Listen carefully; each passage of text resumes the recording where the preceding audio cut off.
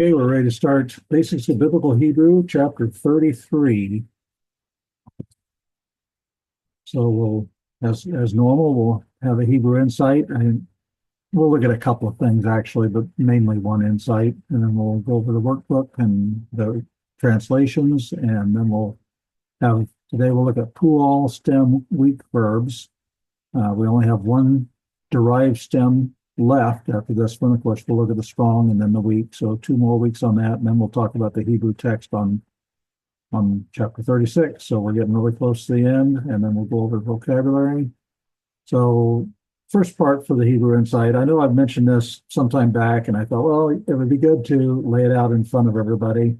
As I mentioned, the relationship between the words count, book, and scribe. So here's the words. We have safar, first one. It occurs 107 times and means to count. If it's nifal, that would be passive. If it was to be counted. And if it's a PAL, it's more of the iterative idea. It's mostly used to recount. You're recounting an event. You're telling somebody what happened. You came from the battle scene, and somebody wants to know how the battle went, and so you recount that to them. And then the other word, safer, that's the word for book. That's used 191 times, just scroll or tablet. I said book, but it's, back then it had been a scroll.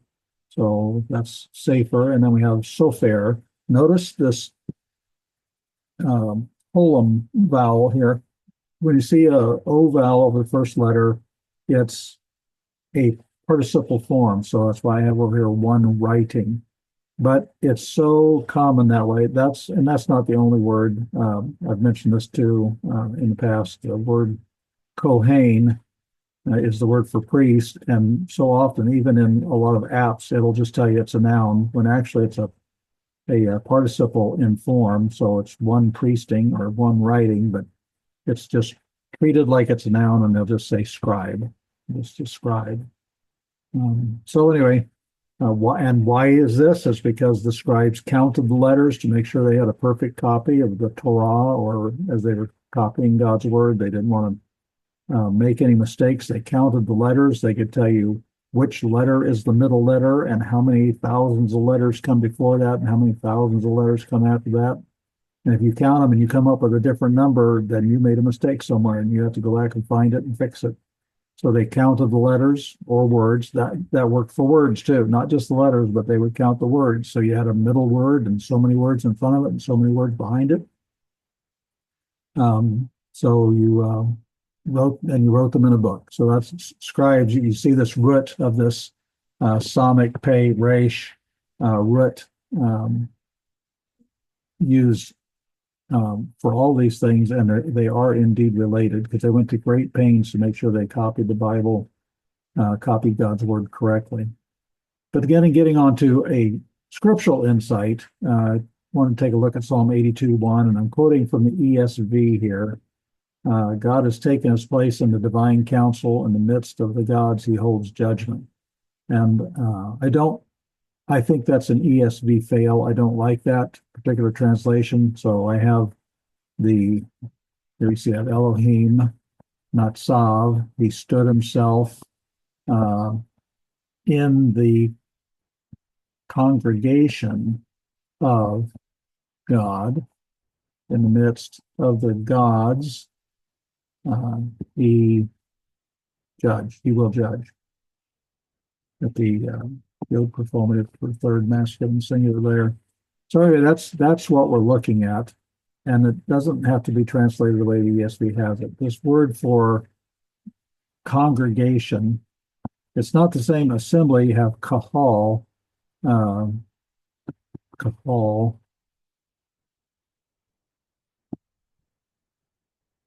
is usually assembly, but Ada is usually a congregation. It's used over 140 times, and it's overwhelmingly translated as congregation.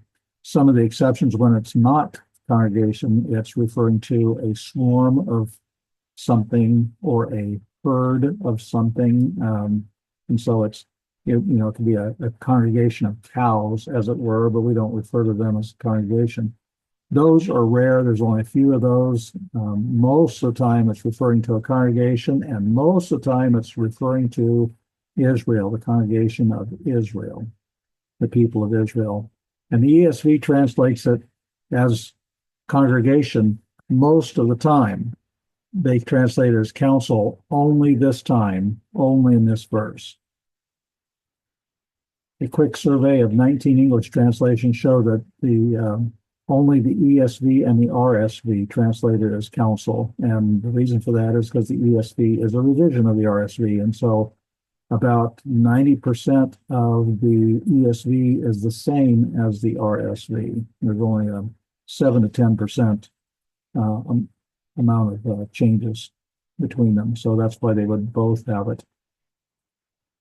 The other 17 translations use the word congregation or assembly in this verse. And I checked the Septuagint, it's abbreviated LXX. This would be the Greek translation of the Hebrew scriptures. And so the Greek word that they used is actually related to synagogue, which is basically is to gather with. I didn't draw that circle, include the sigma there, or yes, it's a place to gather together, with. And so I don't really like their translation, that version of it. The word translated God has the meaning of a mighty one. Sometimes it just is supposed to be a mighty one. It's not necessarily referring to God himself. And the judges were sometimes called mighty ones or gods, and they were supposed to receive their judgments from God. But the ESV, it seems, at least to me, to be influenced by a work of fiction from the time of the Second Temple, falsely ascribed to Enoch. It's called pseudepigrapha. The pseud would be lie, and epigrapha is an inscription. It's a lying inscription. They say that it'd be like me buying a diary at a garage sale, and it was dated from 1972, but nobody ever used it. And so I start writing in and say, I, Ronald Reagan, had a dream. And in that dream, God told me that within the next few decades, I would be president of the United States, and all this kind of stuff. And I just write on and on and on, and I make it look like it's Ronald Reagan. No, that's a lying, that's a pseudepigrapha. That is a lying inscription. And that's what the book of Enoch is. So God doesn't stand as a chief God over a divine council of gods. There's only one God, and that's Yahweh. The context is very clear. God is confronting the judges in Israel for not judging justly. So here's, I didn't make note of which one is probably the LSB, but here's a quote from a different translation. God takes a stand in the congregation of God. He judges in the midst of the gods, and in this context, it'd be the judges. How long will you judge unrighteously and show partiality to the wicked? Selah. Give justice to the poor and the orphan, justify the afflicted and the destitute, protect the poor and needy, deliver them out of the hand of the wicked. He's obviously talking to judges, not gods. And so this is a good translation of how that verse should be understood, as opposed to making it look like this is some kind of a affirmation of the book of Enoch. So there's no need to interpret scripture using a work of fiction. That's why they read Hebrew. All right, any questions on the workbook for chapter 32? If not, we will go ahead and turn to page 164 and do the translations.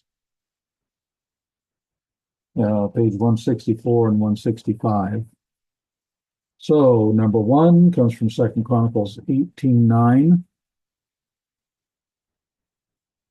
And it says, and the king of Israel and Jehoshaphat, the king of Judah, one's sitting, and then man, but we're going to say each man, and the word ish is used that way.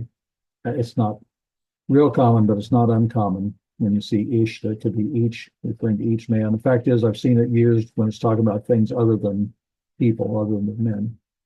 So anyway, the one sitting each man on his throne, being clothed, clothes, and one sitting on the threshing floor at the entrance of the gate of Shomeron, Samaria. So our Pual is in the first word in the second line, Malubashim, Malubashim. Um, we see the mem prefix. Ah, that's a participle, right? And look at the pattern there. We have the shva under the mem prefix. We've got the kibbutz under the lamed, which is the R1 letter. We've got the dagesh in the R2 letter. That is a classic pual. And so that's why I said being clothed. So being would be passive, and so being clothed with clothes, something like that. Being clothed of clothes. All right, number two, coming from Genesis 40:15, it says, "Because to be stolen I was stolen from the land of the Hebrews, and also here not I did anything that they put me in the pit." This is obviously Joseph speaking. And the second word, we have ki, because, and then we have gunov, to be stolen. Ganav is to steal. This is to be stolen, and that's the infinitive, absolute. And then we have gunav t. Okay, there's our verbal form that goes. So it's emphasizing to be stolen. I was stolen. I was surely stolen. It's an emphatic statement. But going to the second word again, gunov, we see the kibbutz under the R1. We see the dagesh in the R2, classic pual. We go to the very next word after parentheses there where it says to steal. Same thing. We've got the kibbutz under the gimel, and we have the dagesh and the noon, gunav t. That's I was stolen. So to be stolen, passive. I was stolen, passive. So those are puals. Number three from 2 Chronicles 26:18. And they stood on or against. All is sometimes used for against. Against works better here. And they stood against Uzziah, the king. And they said to him, not to you, Uzziah, to cause to go up in smoke, to Yahweh, because to the ones priesting, the sons of Aaron, the ones being made holy, to cause to go up in smoke. All right. Before we get down to the pual, let's look at the first word of the second line. Notice we have the hey prefix. Notice we have a hirik yod. That's a he feel. That's why I said to cause to go up in smoke. Actually, that's identical to the last word of the verse there. To cause to go up in smoke. In other words, you're going to, well, as they suggest here, to burn sacrifices. If that's what happens if you burn sacrifices, you're causing it to go up in smoke. So anyway, that's a he feel, and that's why I translate it that way. But to get to our pual, right below that, first word, third line, we have a participle. We have that mem prefix. We also have an article in front of it, ha, and then we've got the mem prefix. And we see the shva, we see the kibbutz, we see the dagesh. You can just draw a line through that from the shva, kibbutz, dagesh. There's our pual, and we have the masculine plural ending there. The ones being made holy. That would be a pual. It's passive and be bringing them to the state of being holy. In a smooth translation, you'll probably say the ones being consecrated, the ones being sanctified, or something like that.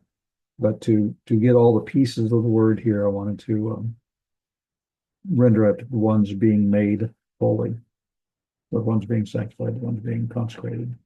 Number four, Daniel 10:11. Because now, when you have atah and it starts with an ayin, that's now. If atah starts with an aleph, that means you, singular, talking to a man, masculine. So back to the beginning. Because now I was sent to you, and when to speak him with me, the word, this one, so this word, I stood trembling, causing to tremble, but trembling. So the third word in, we have shulachti. Notice the kibbutz, notice the dagesh, and in the lamed there, R1 and R2, kibbutz, dagesh, there's your pual. And then two words after that. So fifth word, we want to look at this one just in comparison, because this one's a PL. So the third word in is a pual, the fifth word in is a PL, but you still see that we got a vav consecutive, we got the bait with the shva under it, and then we have the davar is the root.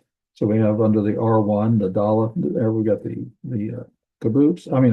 We got the patak, and we've got the dagesh in the R2. So that's a PL, just a comparison of the third word and the fifth word. First one, the third word is a pual, and the fifth one is a PL. Number 5, Genesis 25:10.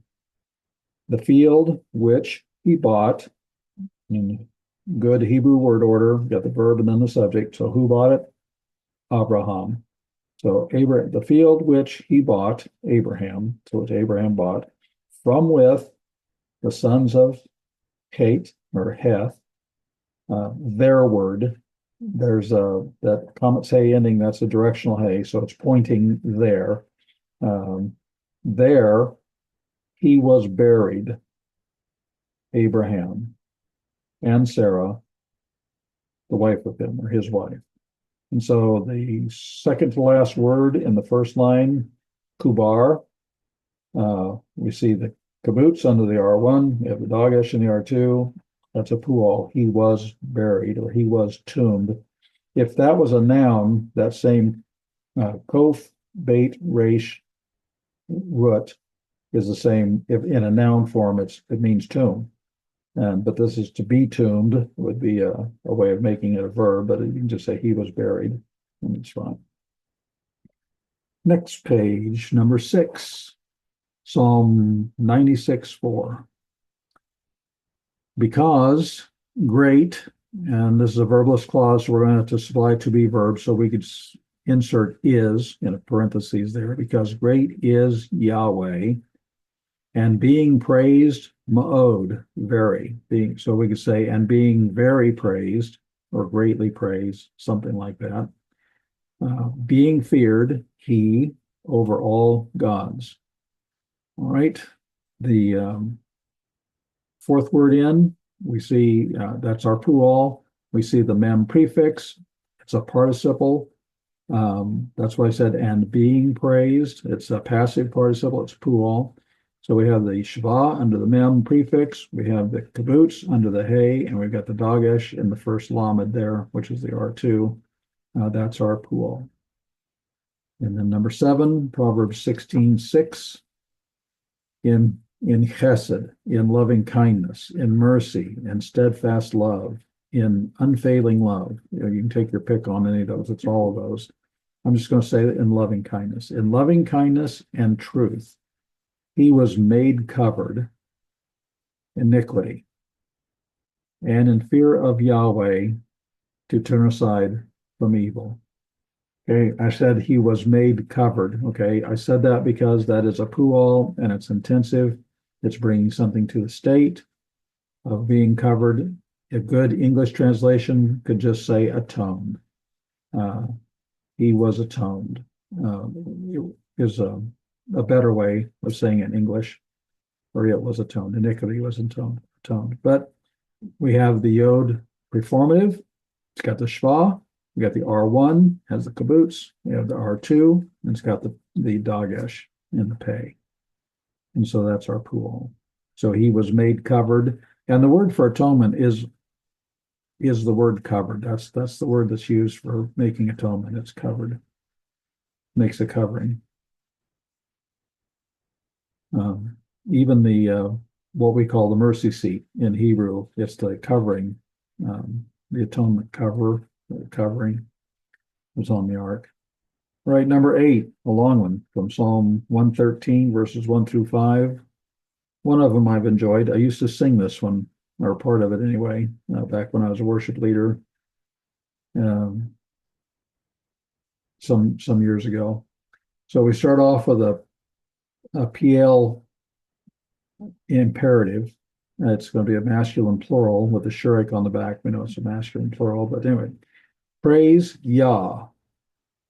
Praise servants of Yahweh. Praise the name of Yahweh. He will be the name of Yahweh being blessed from now and as far as forever, or until forever. From the rising of the sun until, or as far as the coming of him or the entering of him, which is a reference to the setting of the sun, being praised the name of Yahweh. High over all nations, and we're going to supply to be verb is Yahweh. So Yahweh is high over all the nations, over the heavens, the glory of him. So we say his glory is above the heavens or higher than, over the heavens, or his glory. Then the last line, who as Yahweh, or who is as Yahweh. That's again supply to be verb. Who is as Yahweh, our God. Second line, fourth word in, we have Mevorach. We'll be studying that today as we look at weak verbs, all weak verbs. But what do we recognize right off? We see the mem prefix. It's a participle. So that's why I said being blessed. It's passive participle. We see the shva, and then we have that o vowel, and we're going to learn about that. Why is it the o vowel? Well, because the resh is the R2, and the resh cannot take a dagesh. So we get compensatory lengthening. I'll just spill it. This is a spoiler alert. Whenever you have a two guttural, you can get compensatory lengthening, and that's why we have the o vowel there. Then on the third line, the third from the end, we have mehulal, and it's again being praised, but this is classic. We have the mem prefix for the participle, we have the kibbutz under the hay, and we have the dagesh and the lamed, the R2. Any questions on that, on those, any of those? All right, then let's go ahead and look at Pual stem weak verbs. And kind of like last week, and actually, well, the week before, there's not a whole lot to memorize in this. It's just a matter of remembering the things we've already seen. So, learning objectives, we want to review Pual strong verbs from last week, just to refresh our memory. We've kind of done that by working through the translations anyway, but then we want to identify the Pual 3 aleph and 3 hay verbs, and then we want to look at the Pual 2 guttural verbs. That'll be the problem child. Another spoiler alert there. And we want to continue to learn to translate Pual verbs. So starting off with a review of the Pual strong verbs. The Pual is the passive intensive. So it's intensive action, but it's passive voice. And we've seen that a number of times so far already. We call it Pual because that is what happens to the word. We get the kibbutz, and we get the a vowel doc there, Pual, that identifies it. In all of our derived stems, he uses this root of these 3 letters. And whatever happens to those letters, that's what happens to whatever word you are putting in that stem. Pual is the passive of PL. And so we saw this last week, the PL, shiber, he shattered. If it was a call, it would just be he broke. But when it says PL, it's he shattered. But the intensive passive, he was shattered. We have this caboose, we have the dagesh, as opposed to the PL, we have the Hirik and the dagesh. So the caboose is the tiebreaker there. Okay, so again, comparing the two, PL, Shiber, and Pual, Shubar. For the PL, we have the Hirik and the dagesh in the R2. And for the Pual, we have, and it's he shattered. And then for the Pual, we have the caboose and the dagesh in the R2, and it's he was shattered. So now we'll want to look at weak verbs. So here's a weak verb. This is a 3 aleph right there.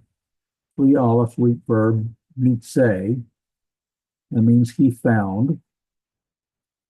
But for a pual, which is intensive and passive, we end up with mutsa, which is he was found.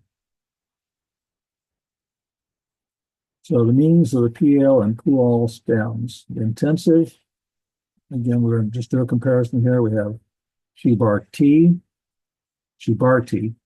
the accent mark there, shibarti.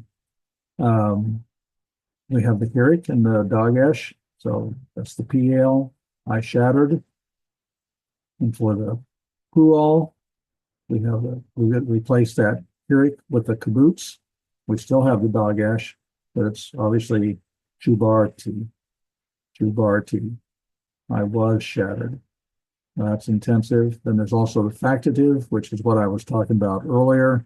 When we were reading about Uzziah, the priest confronting Uzziah, who went into the temple to offer incense. And so again, we see the Hirik, Yod, and then the dagesh in the R2. Hidash Tem, you all sanctified. You made it holy, as it were. And then for the Pual, we have Hidash Tem. That would be you all were sanctified. And again, the only difference is we have the caboose instead of the Hirik. Same as over here. That's the identifying characteristic between the two, as well as looking for that R2 dagesh. Those are the two. And then the denominative, and usually is speaking for that, because speaking is making words. So we have Dibaru, they spoke, and we have the Hirik and the dagesh. And then for the Pual, we have the caboose, and we have the dagesh. They were spoken, so it's passive. These are all active translations. These are all passive translations. Okay, now we want to look at perfect, imperfect, and participle, comparing them. So we have detail, that's the PL, he slaughtered. But for the Pual, it's going to be passive, and we have the caboose, and we have the dagesh, and it's going to be he was slaughtered. For the imperfect, he will slaughter.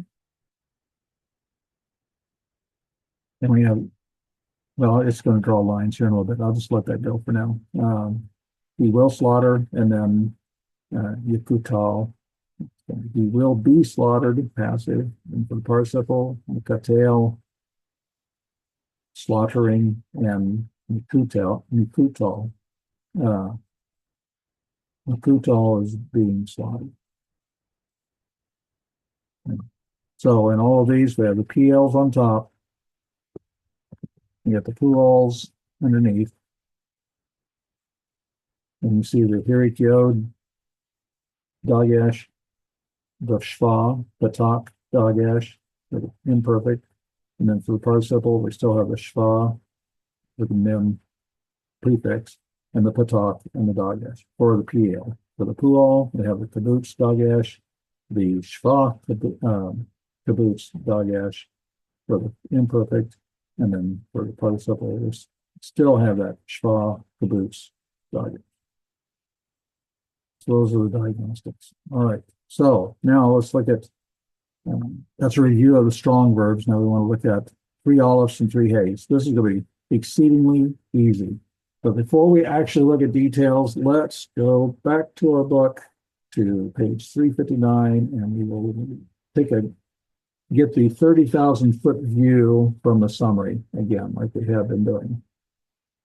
Because you want to make sure that you remember the big picture first. So just looking through the perfect. Well, if you go through the strong, we see all of our diagnostics on the first row there, the strongs. We see the perfect, imperfect, participle, and we see that same pattern that we've looked at. Kibbutz, Dagash, Shva, Kibbutz, Dagash, and Shva, Kibbutz, Dagash. But as we go down the lines now, in the perfect, we see the 3 olives, no change. We still see the kibbutz and Dagash, no change. We look at the 3 hays, we see the kibbutz and Dagash, no change. We get to the 2 gutturals, we have 2 rows for first gutturals. Notice we still have the kibbutz. We don't have the Dagash because we have a 2 guttural. It rejects the Dagash, and nothing else changed. So this would be what they call virtual doubling. Let's go across that line to the next one. The imperfects, we still see the Shva. We still see the kibbutz under the R1. We just don't have the Dagash in the R2. And then finally in the participle, the same thing as we had in the imperfect. The Shva, kibbutz, but no Dagash because it's a 2 guttural. Now let's look at the second line there for the 2 gutturals, or the last line of this summary. Now we have something odd. We have a Borak and Yiborak and Meporak. We have all these O vowels. What happened there? Well, keep your finger here on this page, but turn to page 14. You go back to page 14, way back to the beginning here.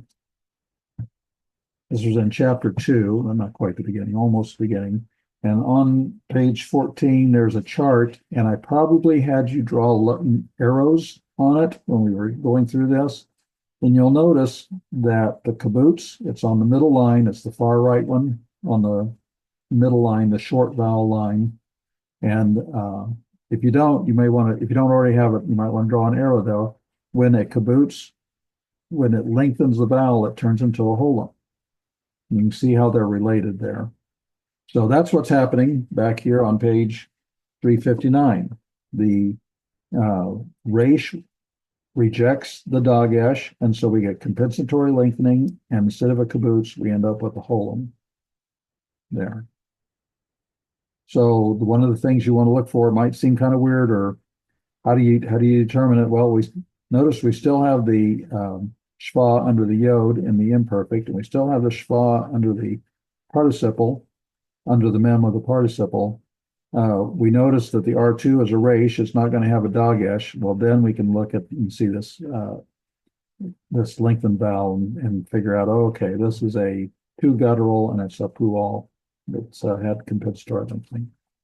All right, so that's the high level view, but it really covers pretty much the details too. So that's the kind of thing we're going to be looking at for the rest of the lesson here. So for the perfect, for the 3 olives, here we see the Pual is Kutal. He was slaughtered. And we have the kibbutz and Dagash, that line there. And for the 3 olive, we have Mullah.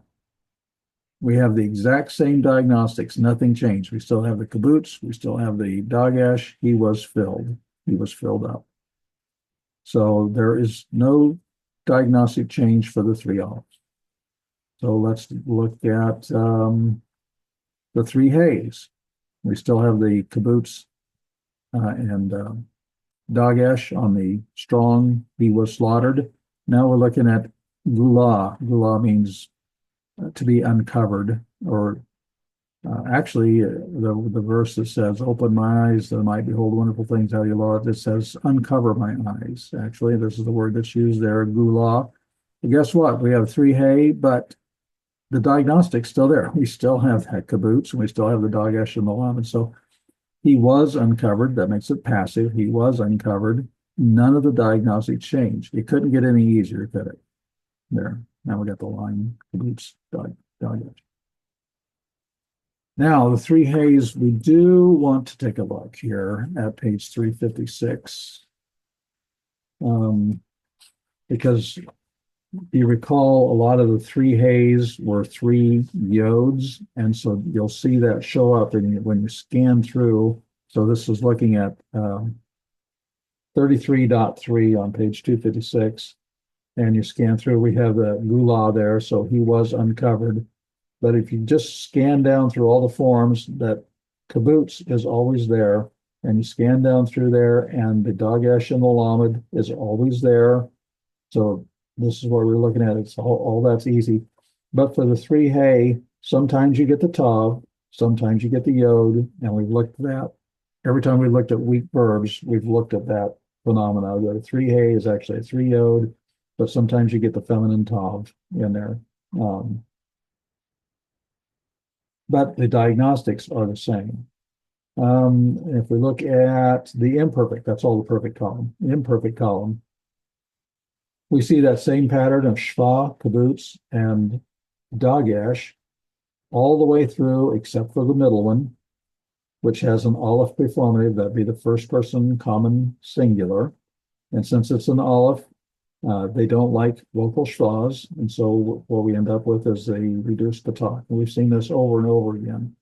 But we see that same pattern with the shva, kibbutz, dagesh all the way through. And participle, we see the same thing. Shva, kibbutz, dagesh, and R2. But I just wanted to point out the three hays. You sometimes get the yod, it comes back, or sometimes it becomes a tav. So that was my big thing there. Again, not much you have to learn or remember from that. This is all stuff we've seen before.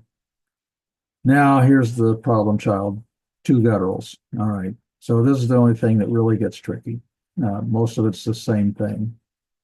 So for a two guttural, we're again going to use kutal. He was slaughtered. But gutturals cannot take dageshes.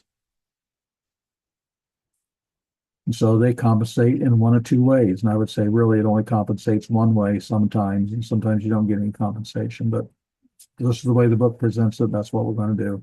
You can have virtual doubling, which is basically pretend doubling, which basically means nothing happened. The dagesh just disappears and nothing else happened. That's all that means. And the other way is compensatory lengthening, which we looked at a little bit. So gutturals can't take dageshes. We're going to look at virtual doubling first. We got nucham, where you can't have that dagesh and that ket. That simply does not work. And so for this virtual doubling, the dagesh goes away, and you still have the kibbutz. So really, it's not hard to tell that's what happened. You see the kibbutz there, and you see it's a guttural for the R2, so you don't expect to see a dagesh. He was comforted. Still passive, he was comforted. So that's virtual doubling. Then we want to switch to compensatory lengthening. We're going to look at a different verb, and this is burak, which we've already seen. We see that dagesh in the resh. That's a problem. We can't do that. So that disappears, and it lengthens from a kibbutz to a holum. We talked about that already. Looked at the chart on page 14. So that's the compensatory lengthening. That's what happens with it. He was blessed. So those are the two ways. Either nothing happens, virtual doubling, nothing happens, or you end up with that holum because a kibbutz will lengthen to a holum. And really, that's all there is to remember on that one. So looking at perfect, we have the call perfect, katal, he killed. Okay. We look at the knee fall. Well, if that's the case, we wouldn't need to add the knee and the knee fall. And so it's going to be tall. It's going to be passive. And the diagnostic, we want to see that the noon and the hirik there. And you don't always get the patak, but that's the noon is the main thing to look for. And so he was killed. It's going to be passive. And coming over to the Pual that we studied a couple of weeks ago, we're going to have the hirik and the dagesh, detail. And then for the Pual, Oh, yeah, and that's our diagnostic period to Dogesh there, the line. Okay. He slaughtered, and for the Pual, we get the kibbutz, the Dogesh, get that line in there showing us that's what we look for. That's the diagnostic. He was slaughtered. So that's the perfect. And we want to look at imperfects. Again, for the call, becomes yiptol, we will kill. For the nifal, we get yikatel. Notice that the noon dropped out, and we get that dogesh in there. That's how you can tell us the nifal, that dogesh in the R1. This is R1. Of course, for these, we're going to look for the dogesh in R2 on this side. So that you look for that hirik and the dogesh, and even actually the comments as well. He will be killed. And then for the PL, he will slaughter. We have there we have our shva, patak, dogesh. So he will slaughter. And then for the pual, we still have the shva, but the kibbutz instead, and we still have the dogesh. He will, that's our diagnostics. He will be slaughtered. Getting perfect. Now, biconsonantals in the PL and the PUAL, those are talked about in different sections because it doesn't really, the hollow verbs, the two yod vowels don't occur in the PL, PUAL, or he palel. Instead, they have two other stems that go by different names. The R2 vav becomes a holum vav, and the R3 letter doubles. So here's room. There's we got the R2 as a vav. So this is a R2 vav. He was high. But in the PL, it will, and we didn't really talk about this a couple of weeks ago, but it can go to polel. Whenever you have a hollow verb, it'll actually change to the polel. But the polel is exactly like the PL, but for hollow verbs. But as far as being intensive and active, it's still intensive, active, just like a PL. And so he made high. So we have the romain there. And for the pual, it becomes polal. We have polel and polal. Both of these are talked about in the grammar. And the polal is basically the same thing as a pual. It's just when it comes to the hollow verbs, we end up with this O vowel and a reduplication of the last letter. He made high, he was made high. So you get the E vowel, O vowel, or E vowel, and duplicate the last, the O vowel is this one. The O vowel and the E vowel, okay? All right, let's go and highlight in a bit, so I don't want to leave that there. Duplicate the last letter. For the polal, you get the O vowel and the A vowel. Oh, I thought I had those highlighted. Well, so the O vowel, I'll go ahead and do that. And the E vowel and the A vowel. And so that's how you can tell those.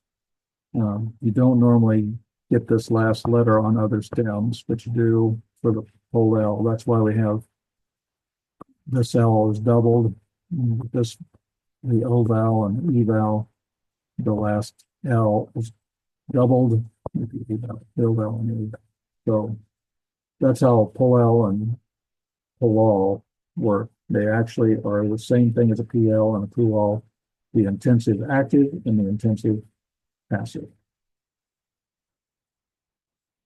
And they're only on the hollow verbs. All right, let's go to vocabulary then. Pages 359, 360. Okay, we have lean, the main night, spend the night. I don't know if any of you guys are familiar with it or not, but sometimes whenever you're camping or something, you make a lean-to. You'll spend the night, that's going to be your shelter. You make a lean-to. If you can think of lean, of course, that's not spelled the same way in English, but it's, anyway, it's to spend the night. Lean is to spend the night. Mashak is to anoint, and you may kind of see in that root Mashiach, and that's the root that from which we get the word Mashiach. It can mean to smear something, but I like the underlined on that one. Ana is to be afflicted. Rachav is to ride. It's also, if it's we're looking at verbs, but if you see that as a noun, it's usually a chariot. But if they're going to ride a horse, you'll see rachav as a verb. If they ride, or even riding a chariot. If it's a verb, it's ride. But if that helps you remember it, it's the same word as chariot in a noun form. Shabbat is to stop or to cease, and I really think that that's the way we should understand it when it says that God rested on the Shabbat. He rested on the seventh day. He wasn't tuckered out. He wasn't out of breath. He hadn't worked up a sweat. That's the day he stopped. That's the day he ceased on Shabbat. Shabbat means to cease. Okay, nouns, we have beten, which is belly. That's sometimes used for womb as well. Then we have giva, which is a hill. Hevel is vanity, futility. That can even be breath too. Yeah, that's true. Karpa is a reproach. Mitzrak is east, but that's a Zarak. Just take the mem off the front of that. That means rising. That's the word that means to rise. You put a mem in front of it, becomes the place of rising. Well, the place of rising is where the sun rises, or the east. And then Selah. Selah, the accent should go on first syllable. Selah. We don't really know what it means for sure. It could be just for a pause. In English, when I was young and first came across that, the pastor told me that we should just take it as think about it, because we don't really know what else it might be. It could be a pause in the music or something like that. And then Shabbat, it could be Sabbath, period of rest. Shabbatot, be plural. And then under that, you see the Pual, where it talks about Pual, and that also is in chapter 31, where it talked about the Pual, but it's just for the biconsonantals or the hollows. All right. So, homework. Memorize chapter 33 vocabulary. Go ahead and work on exercise 33 in your workbooks. And there is, because we did the week verbs, there's an extra Hebrew reading 5 to work on. And then, of course, go ahead and move on ahead to read chapter 34. You'll be looking at the heat palal. And as I said, that's our last stem. There are other stems, but they're usually variants, kind of like the Pual and Pual. They're a variant of something else. And so like the heat palal, you might have a Ishtafel, but it's those are not very common. And once you get the concept, it's not too hard to work with those. Any questions? All right, we'll be done.